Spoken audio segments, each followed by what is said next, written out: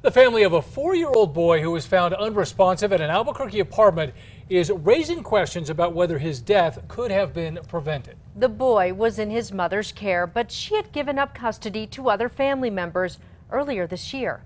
News 13's Chris McKee spoke to the boy's grandfather today. Chris.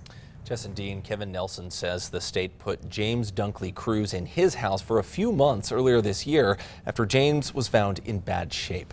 That placement didn't last, though. He was a loving little boy. You know, he's just going to be missed. Just months ago, Kevin Nelson shared his kitchen table with his grandkid, 4-year-old James Dunkley Cruz. I mean, I'd walk in and see him, and he'd run to me and say, "Papa," and grab a hold of my leg and hug my leg. That boy is the same boy who Albuquerque police say was found unresponsive last week at the Cinnamon Tree Apartments near Louisiana and Central. First thought is how and why. I mean, what happened?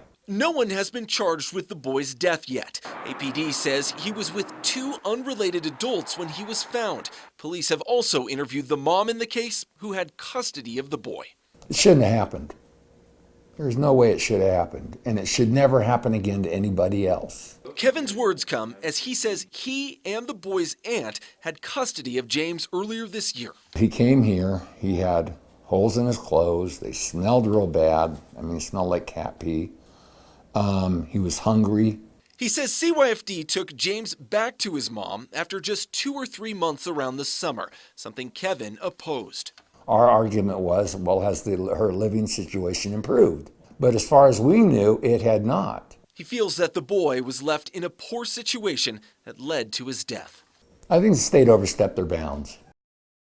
Now, CYFD says it is investigating the case, but of course they cannot talk about it because of the state's children's code. Again, so far, no one has been charged in the boy's death. Jessica.